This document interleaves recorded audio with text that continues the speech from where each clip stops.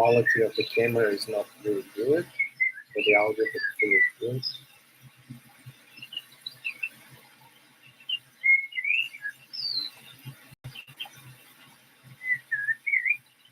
Oh, I'm already streaming, that's cool. So let's begin.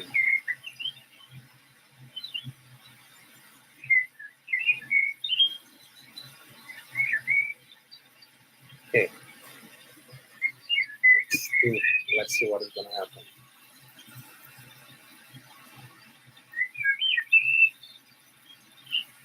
Okay.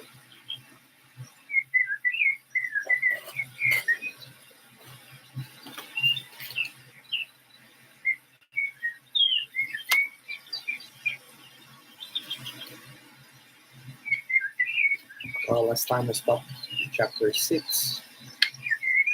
Here, book 6.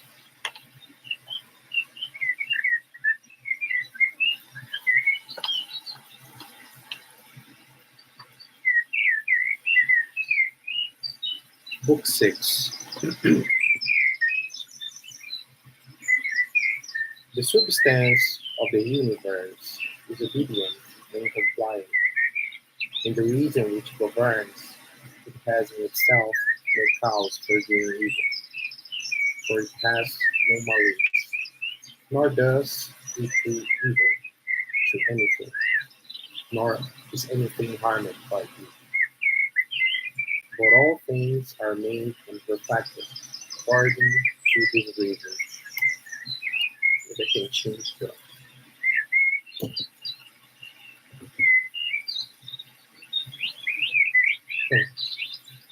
I don't know. Maybe I can hold the book and try.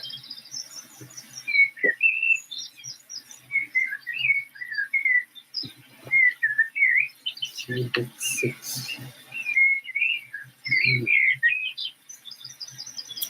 But all things are made and perfect according to this reason. Let it make no difference to thee whether thou art cold or warm, if thou art doing like beauty, and whether thou art drowsy or satisfied with sleep, and whether it is spoken of or praised, or whether dying or doing something else. It is one of the acts of life, this act by which we die.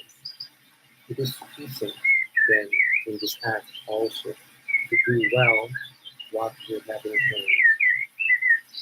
Look this way, let neither the peculiar quality of anything, nor its value escape thee.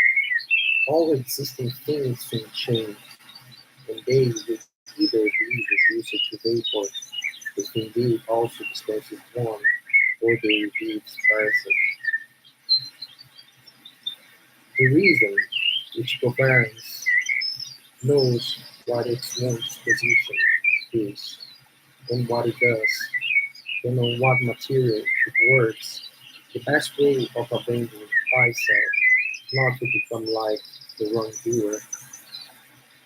Take pleasure in one thing and rest in it, and passing from one social act to another social act, thinking of God.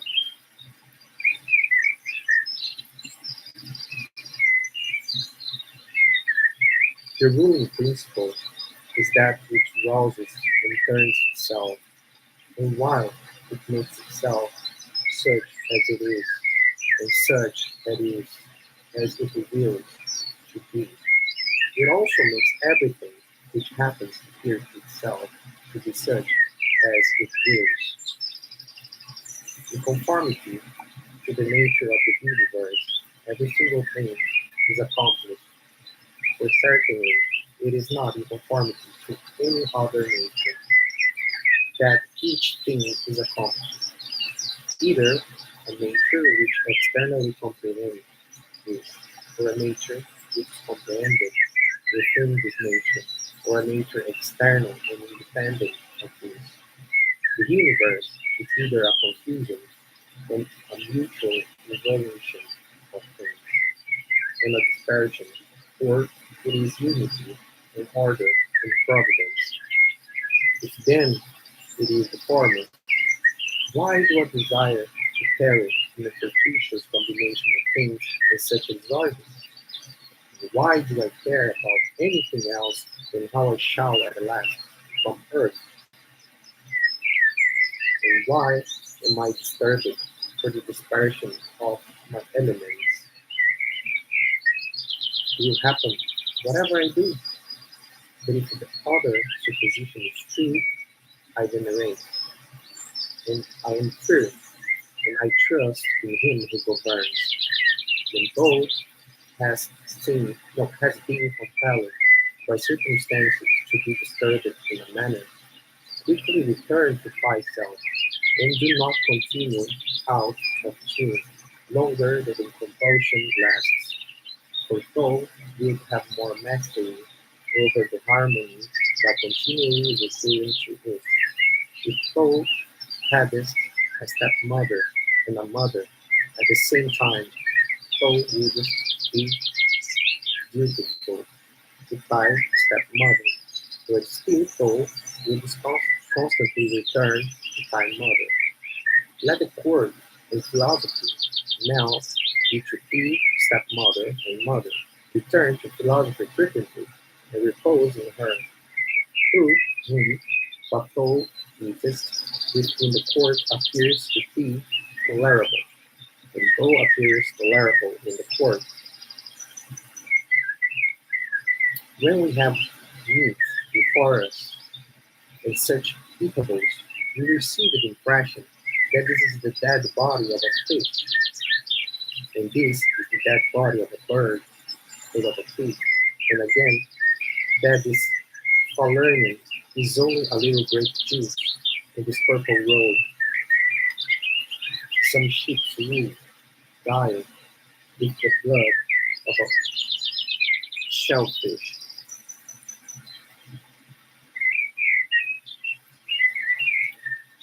Such then are these impressions, may they reach the things themselves and penetrate them. And so we see what kind of things they are, just in the same way of we to act all through life, and where there are things which appear most worthy of our approbation, we ought to lay them bare and look at their worthlessness, and strip them of all the words by which they are exalted. For outward show is a wonderful perverter of the reason, and when thou art most sure that thou art employed by things worth thy pains, it is then that it cheats thee most. Consider then, consider then what Crates says of Xenocrates himself. Most of the things which the multitude admire are referred to objects of the most general kind, those which are held together by a cohesion or natural organization, such as stones, wood, fig trees, vines, and leaves.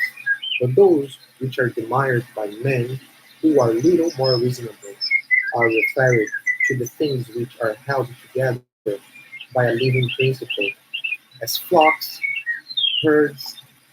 Those which are admired by men who are still more restricted are the things which are held together by a rational soul, not however a universal soul, but rational so far as it is a soul skilled in some art, or expert in some other way, or simply rational so far as it possesses a number of slaves. But he who values rational soul universal and fitted for political life, regards nothing else except this, and above all things, he puts his soul in a condition, even in activity, conformable to reason and social life, and he cooperates to this end with those who are of the same kind as himself. Some things are hurrying into existence, and others are hurrying out of it, and of that which is coming into existence, part is already extinguished. More motions and changes are continually renewing the world, just as the uninterrupted course of time is always renewing the migration of ages. In this flowing stream, then, on which there is no abiding. What is there of the things which vary by on which a man sets a high price?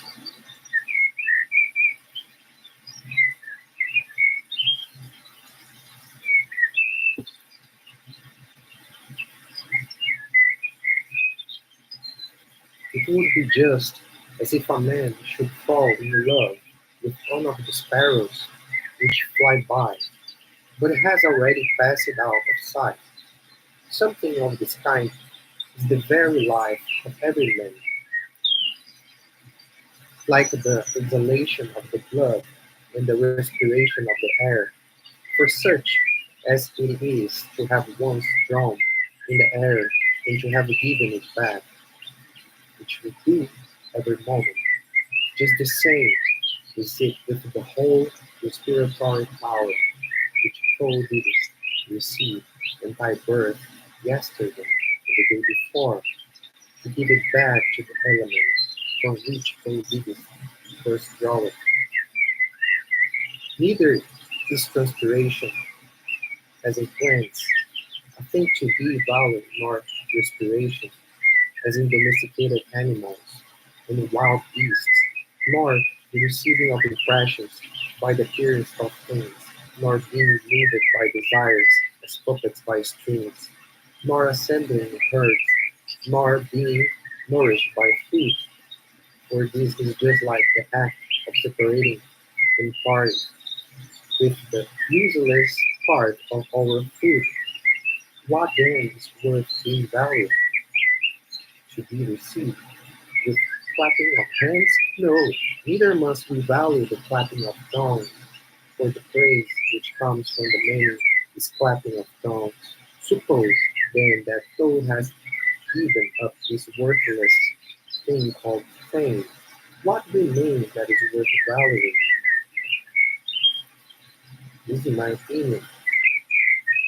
To move thyself and to restrain thyself in conformity to thy proper constitution, to each end both all employments and arts lead, whatever art aims and does, that the thing which has been made should be adapted to the work for which it has been made, and both the vine planter who looks after the vine and the horse breaker and he who trains the dog seek this end, but the education and the teaching of youth aim at something. In this then is the value of the education and the teaching. And if it is as well, who will not seek anything else? Will thou not cease to value many other things too? Then thou will be neither free nor sufficient for thy own happiness, nor without passion, for of necessity thou must be envious, jealous, and suspicious of those who can take away those things, and plot against those who have that which is valued by thee.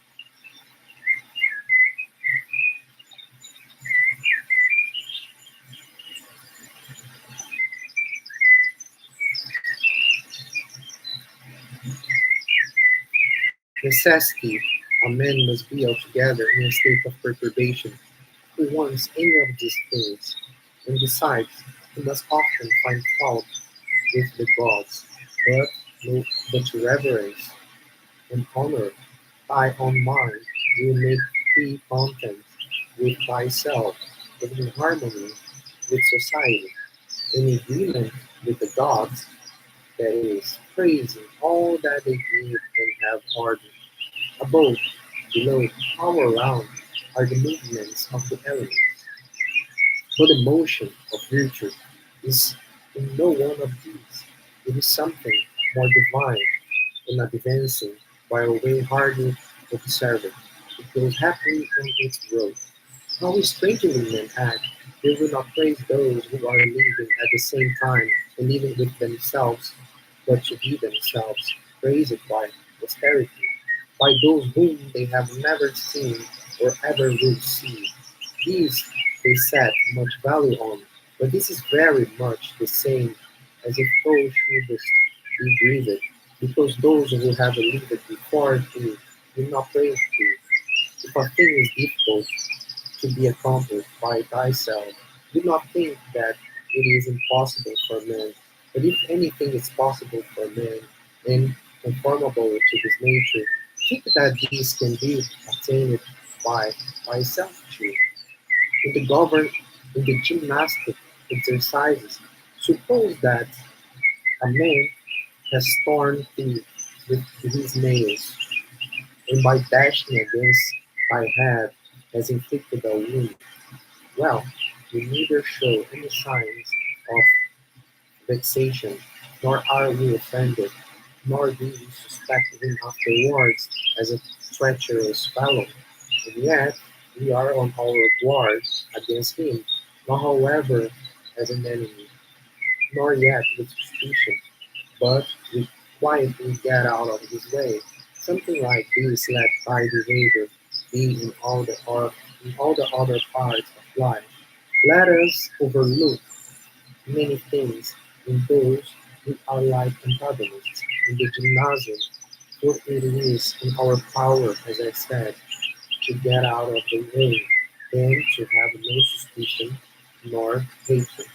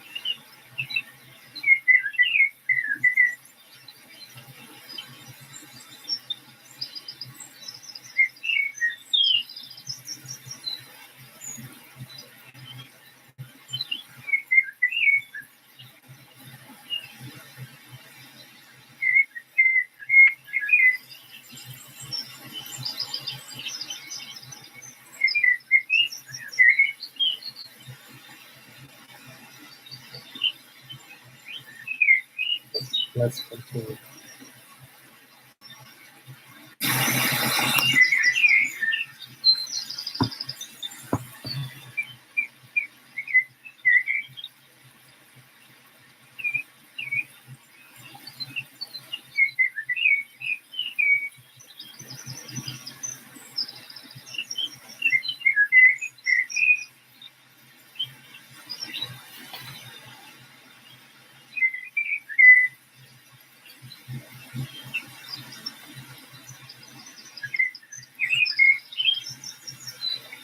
Okay.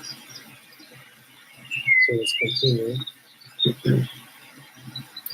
If any man is able to convince me and show me that I do not think or act right, I will gladly change.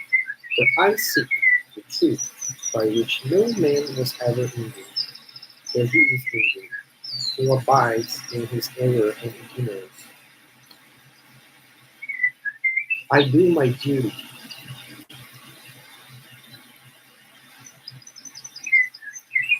Other things trouble me not, for they are either things without life, or things without reason, or things that have a ramble and no another way.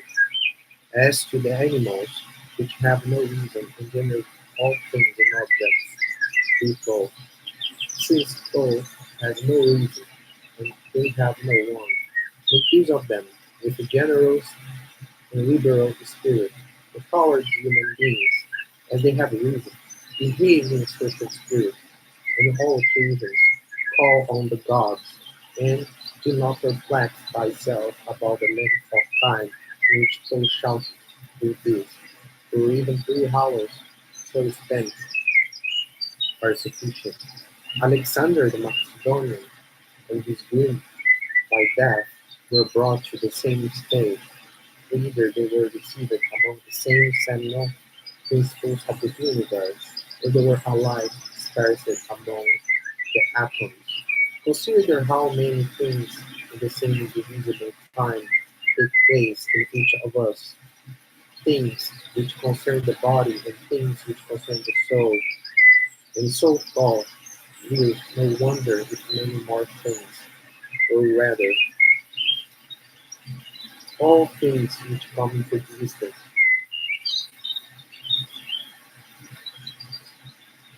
in that which is the one and all, which we call cosmos, exist in it at the same time. If any man should propose to be the question how the name Antoninus is written, will the spot with a straining of the voice utter each letter? What then if they grow angry? Will Paul be angry too? Will Paul not go on with composure and number every letter? Just so then in his life, also remember that every duty is made up of certain parts.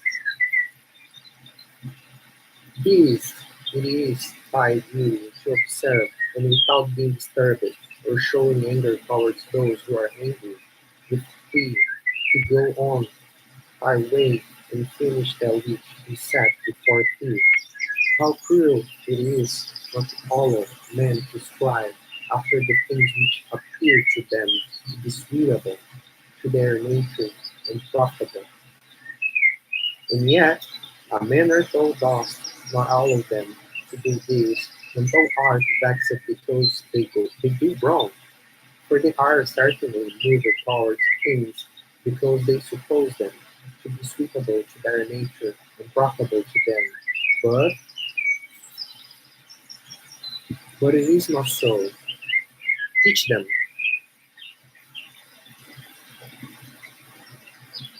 teach them then, and show them without being angry. That is a cessation of the impressions through the senses, and of the pulling of the strings which move the appetites, and of the discursive movements of the thoughts, and of the service to the flesh. It is a shame for the soul to be first to give away its life, when thy body does not give away. Take care that thou art not made into Caesar, that thou art not died with his die, for such things happen. Keep thyself then simple, good, pure, serious, free from affectation, a friend of justice, a worshipper of the gods, kind affectionate, strenuous in all proper acts. Strive to continue to be such as philosophy, wish to make free, reverence the gods, and help them, help men short is life. There's only one fruit of this parent's life: pious disposition and social acts. Do everything as disciple of Antoninus. Remember his constance in every act which was conformable to reason, in his evenness in all things, in his piety, in the serenity of his countenance, in his sweetness, in his disregard of empty fame, in his efforts to understand things, and how he would never let anything pass without having first most carefully examined it and clearly understood it, and how he bore with those who blame him unjustly without blaming them in return, how he did nothing in a hurry, and how he listened not to calumnies, and how exact in the minor of manners and actions he was, and not given to reproach people, nor timid, nor suspicious, nor sophist, and with how little he was satisfied, such as lodging, bed, dress, food, servants, and how laborious and patient, and how he was able to, on account of his sparing diet, to hold out of the evening, not even requiring to relieve himself by any evacuations except at the usual hour, hence firmness and uniformity in his friendships, and how he tolerated freedom of speech in those who opposed his opinions, and the pleasure that he had when any man showed him anything better,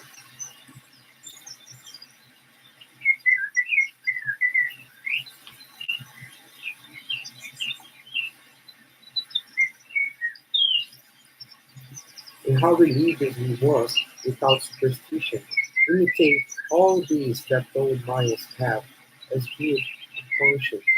When thy last hour comes, as in had, return to thy sober senses, then call thyself back, and when thou hast roused thyself from sleep, and hast perceived that they were only dreams which troubled thee, now in thy waking hours look at these, the things about thee, as thou didst look at those the dreams. I consist of a little body and a soul. Now, to this little body, all things are indifferent, for it is not able to perceive differences. But to the understanding, those things only are indifferent, which are not the works of its own activity. But whatever things are the works of its own activity, all these are in its power, and of those, however, only those which are done with reference to the present, for as to the future and the past activities of the mind, even these are for the present indifferent. Neither the labor which the hand does nor that of the foot is contrary to nature, so long as the foot does the foot's work, and the hands. So then neither to a man as a man is his labor contrary to nature, so long as he does the things of a man. But if the labor is not contrary to his nature, neither is good and evil to him. How many pleasures, how many pleasures have been enjoyed by robbers, patricides, tyrants, those who not see how the handicraftsmen accommodate themselves up to a certain point to those who are not skilled in their craft. Nevertheless, they cling to the reason, the principles of their art, and do not endure to depart from it. It is not strange of the architect and the physician shall have more respect to the reason, the principles of their own arts, than man to his own reason, which is common to him and the gods. Asia, Europe are corners of the universe. All the sea a drop in the universe. Athos a little cloud of the universe. All, all the present time is a point in eternity. All things are little, changeable, perishable. All things come from things, from the universal willing power, either directly proceeding or by way of sequence, and accordingly the lion's gaping jaws, and that which is poisonous, and every harmful thing as a thorn, as mud, are after products of the grand and beautiful. Do not then imagine that they are of another kind from that which thou dost venerate, but form a just opinion of the source of all. He who has seen present things has seen all, both everything which has taken place from all eternity and everything which will be for time without end. For all things are of one king and of one form. Frequently consider the connection of all things in the universe and their relation to one another, for in manner all things are implicated with one another, and all in this way are friendly to one another.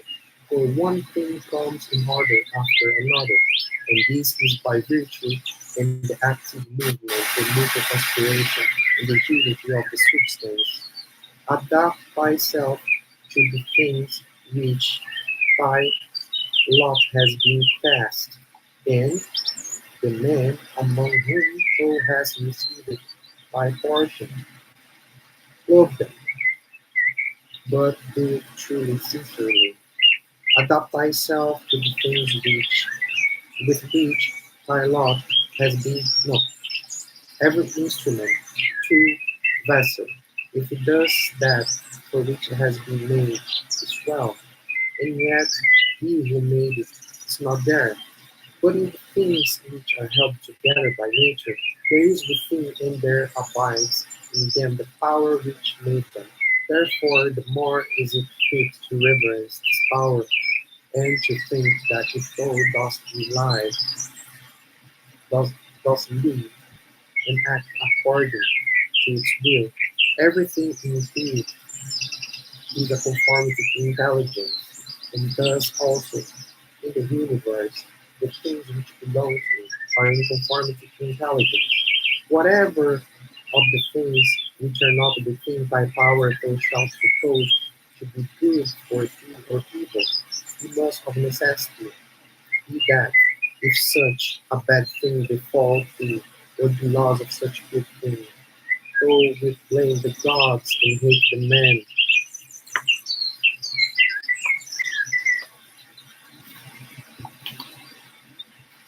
We'll finish this chapter, it's almost over.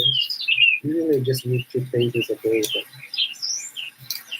let's finish.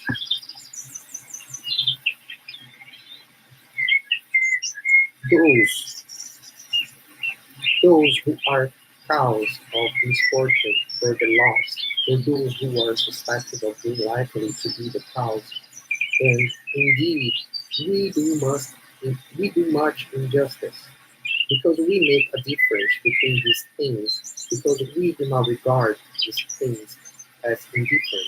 But if we judge only those things which are in our power to be good or bad, there remains no reason either for finding fault with God or standing in a hostile attitude to men. We are all working together to one end, some with knowledge and design, and others without knowing what they do, as men also when they are asleep, of whom it is heretically, I think, to say that they are laborers and cooperators in the things which take place in the universe. But men cooperate after different fashions, and even those cooperate abundantly, who find fault with what happens, and those who try to oppose it and to hinder it. For the universe, I mean, even of such men as these, it remains then for thee to understand among what kind of workmen thou placest thyself. For he who rules all things will certainly make a right use of thee, and he will receive thee among some part of the cooperators, and of those whose labors conduce to one end. But be not thou such a part as mean and ridiculous verse in the play which this Sisyphus speaks of. Does the sun undertake to do the work of the rain, or Aesculapius the work of the fruit bearer, the earth? And how is it with respect to each of the stars? Are they not different, and yet they work together to the same end?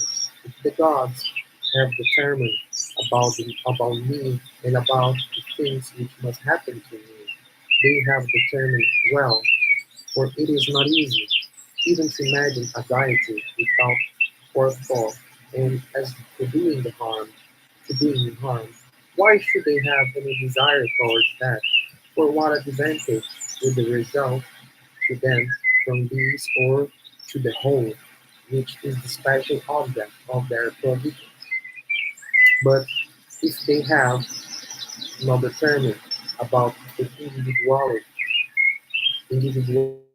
they have certainly determined about the whole at least, in the things which happen,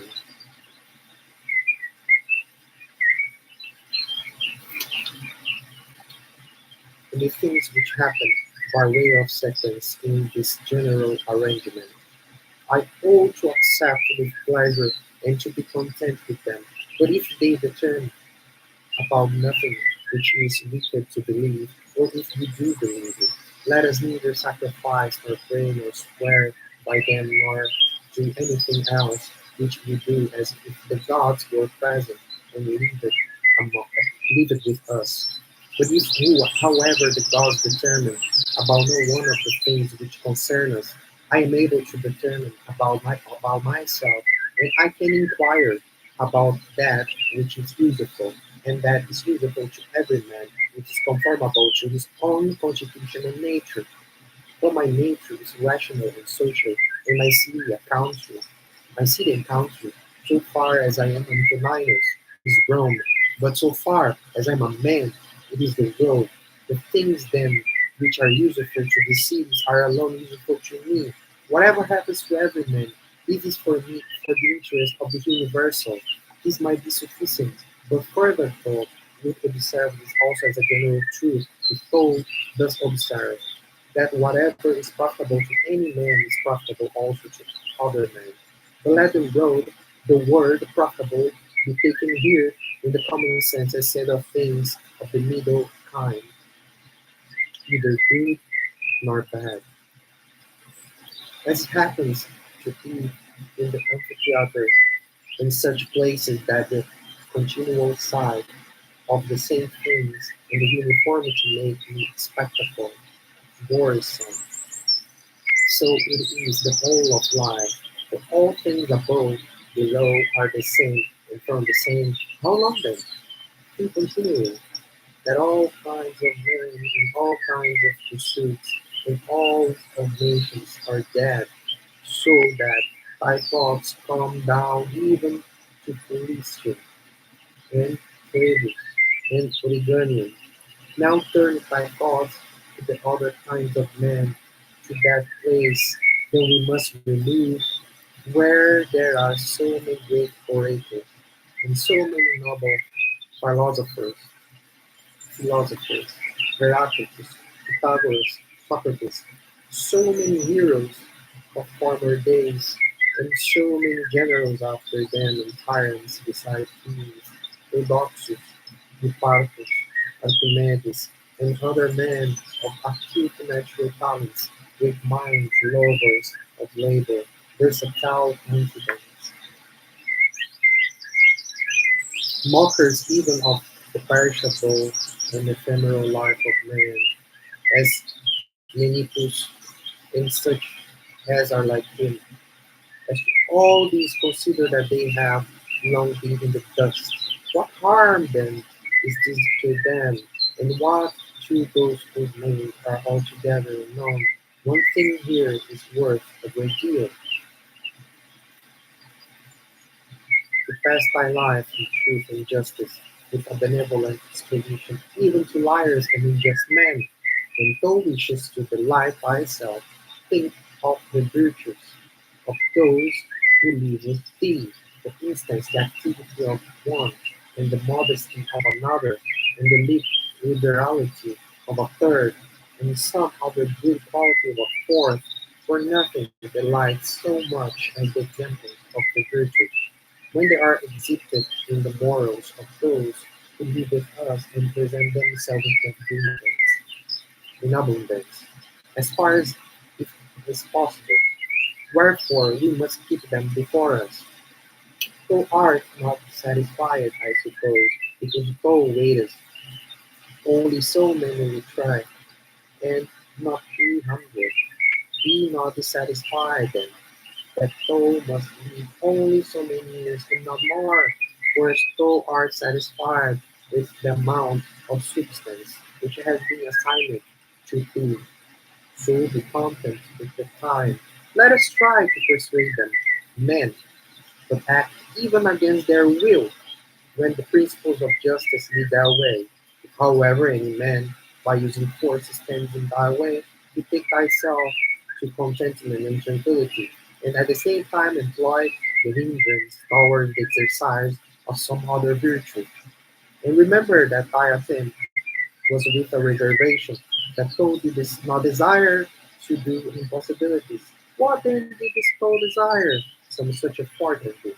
But thou attainest thy object, if the things to which thou wast moved are accomplished. He who loves fame considers another man's activity to be his own good, and he who loves pleasure his own sensations, but he who has understanding considers his own acts to be his own good.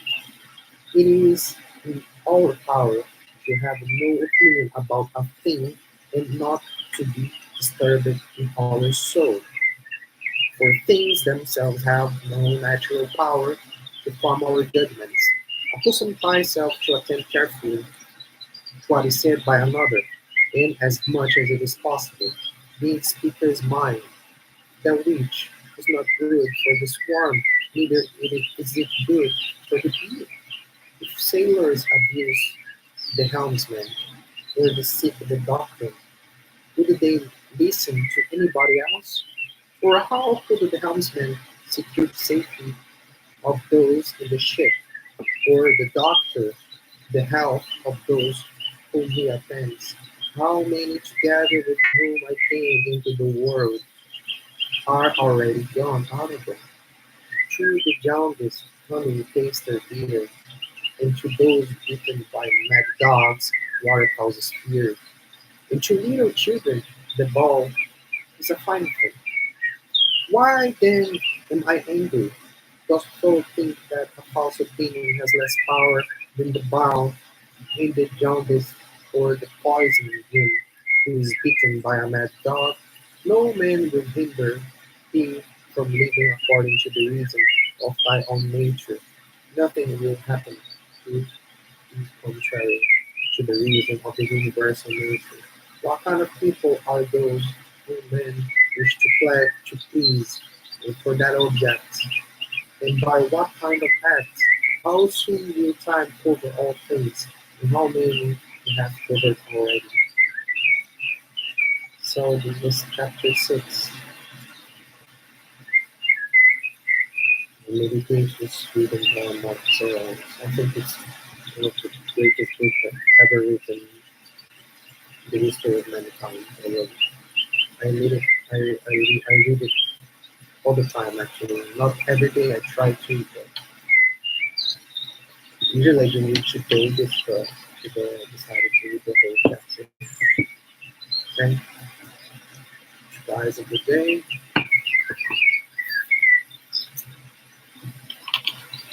Guys, a good day.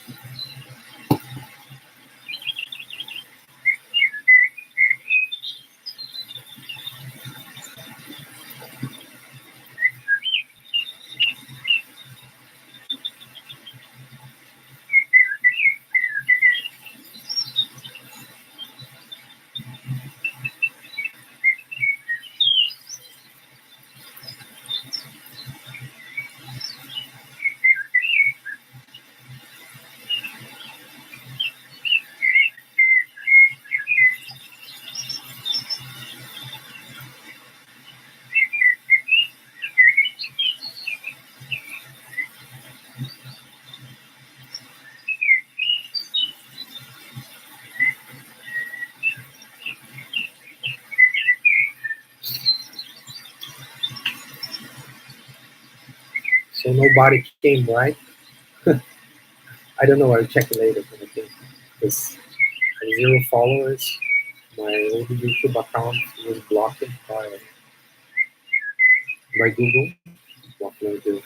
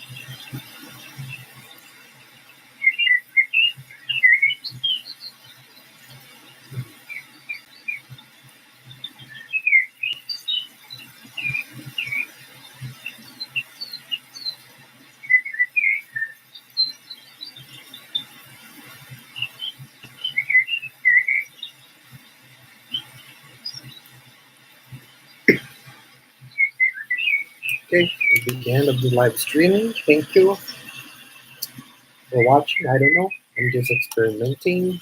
I never wanted to do videos for YouTube my whole life, but I'm considering maybe trying. I don't know.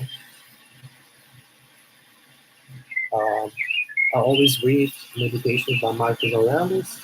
In my opinion, it's one of the best books ever written in human history. And I always read it. I try to read every day, but I don't. But at least every week, a couple of times. So to continue doing it, and maybe I can reflect sometimes about these phrases, some philosophy, and a bit of the philosophy that I have to create on my own. And maybe we can explore another philosophers as well and other topics. Okay, this will be like a vlog. I don't know. Let's see.